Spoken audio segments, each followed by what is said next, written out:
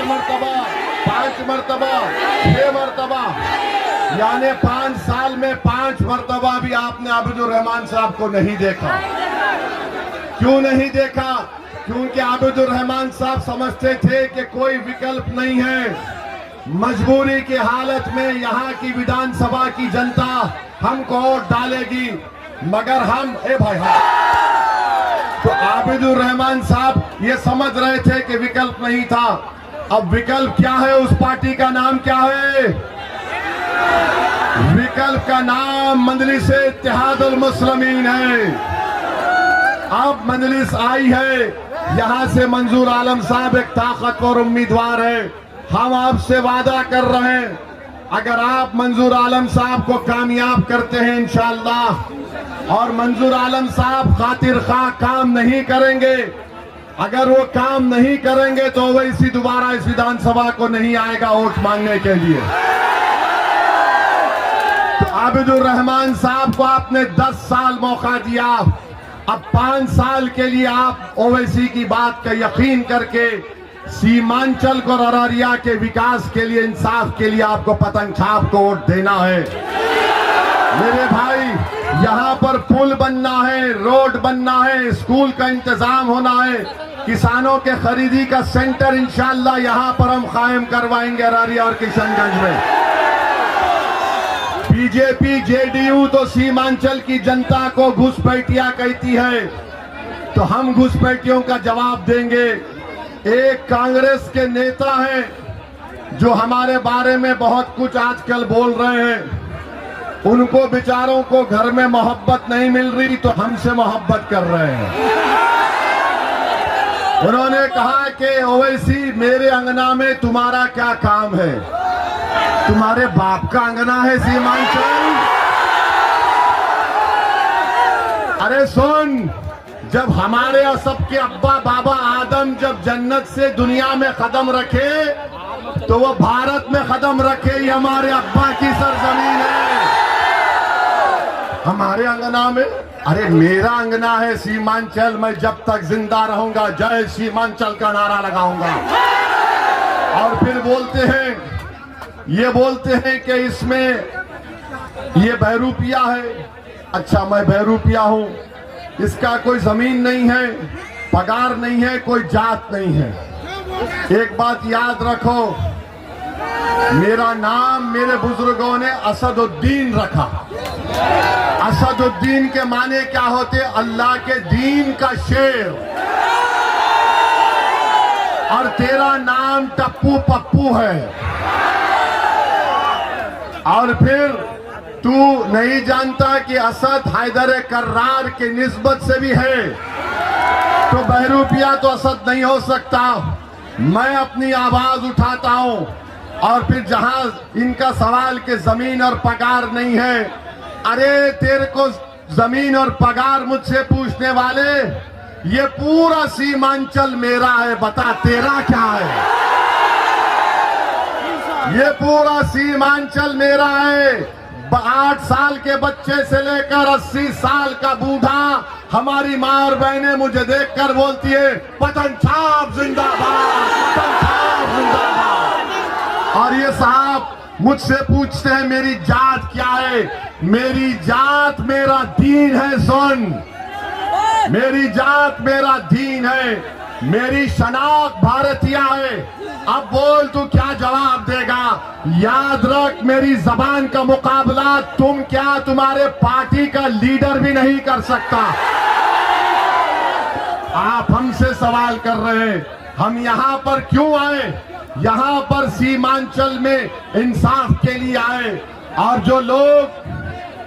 जो लोग मजलिस-ए-इत्तेहादुल मुस्लिमीन पर तनकीद करते हैं, मेरे अजीज दोस्तों और बुजुर्गों, मैं आपसे अपील कर रहा हूं कि बदलाव लाना पड़ेगा, बदलाव लाना पड़ेगा। और आप जानते हैं यहाँ के बीजेपी के एमपी ने भी क्या कहा था सीमांचल के बारे में। सीमांचल में रहना है तो ये करना पड़ेगा। सुनो बीजेपी के सांसद साहब, अपने घर में बैठकर बोलना सीमांचल की जनता चाहे हिंदू मुसलमान दलित हो, गयूर जनता है, वो तुम्हारे इन दिल फरेब बातों को यकीन करने वाली नहीं है। और वो डरने और डराने का वक्त चले गया। मैं बताता हूं, यहां पर बीजेपी को आपने देख लिया, जेडीयू को देख लिया, अब आपके सामने मंजलिस है। गठबंधन से हम कहना चाहते हैं कि बताओ आपने 17% अल्पसंख्यक समाज से क्या इंसाफ किया? 17% अल्पसंख्यक समाज से क्या इंसाफ किया? कुछ नहीं किया। जो 14% यादव हैं उनको 36% टिकट दिया। जो हमको गाली देते हैं, जो हमको बहरूपियार हमारी जात पूछते हैं, अरे 1960 से 2020 तक जितने बिहार में विधानसभा के चुनाव हुए, तुमको मालूम कितने मुसलमान विधायक हुए? सिर्फ 8%।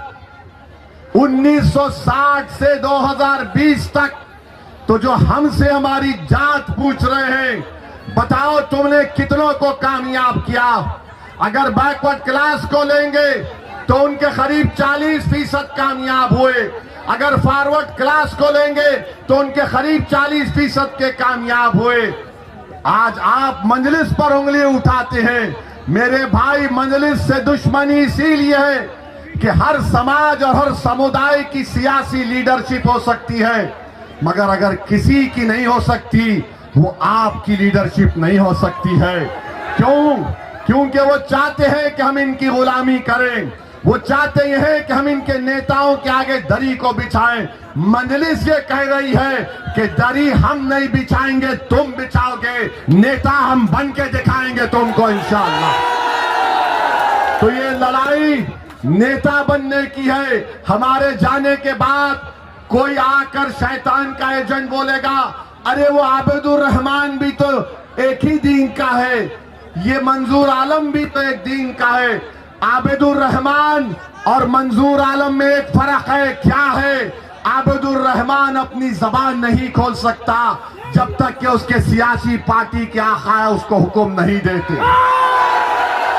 आबिदुर रहमान की जबान है, मगर उनको गूंगा बनाकर रख दिया गया है। क्या तुम भूल गए जब ट्रिपल तलाक कानून पार्लियामेंट में आया तो मौलाना जिसका इंतकाल हो गया, अल्लाह उनको जन्नत नसीब करे, उस मौलाना ने कहा कि मेरी पार्टी ने मुझे बोलने का मौका नहीं दिया था। याद है?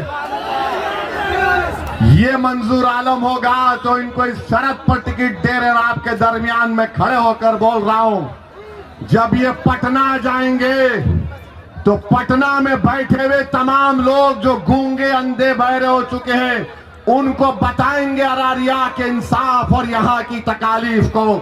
मैं इसकी गारंटी ले रहा हूं। आप 11 तारीख को पतंग छाप को वोट देंगे, आप अपने इत्तेहाद को मजबूत करेंगे, आप सीमांचल की इंसाफ में मंजलिस को कामयाब करेंगे, आप सीमांचल से इंसाफ कराएंगे, आप सीमांचल के नौजवानों को अच्छा मुस्तकबिल दिलाएंगे, आप बच्चियों के तालीम का इंतजाम कराएंगे, आप पुल को तामीर करवाएंगे, आप ताटबंद का काम करवाएंगे।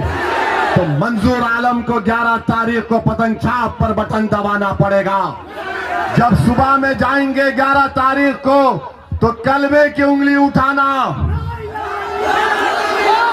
और पतंग छाप दिखकर बटन दबाना, बिस्मिल्लाहिर्रहमानिर्रहीम। अल्लाह कामयाब और कामरान करेगा।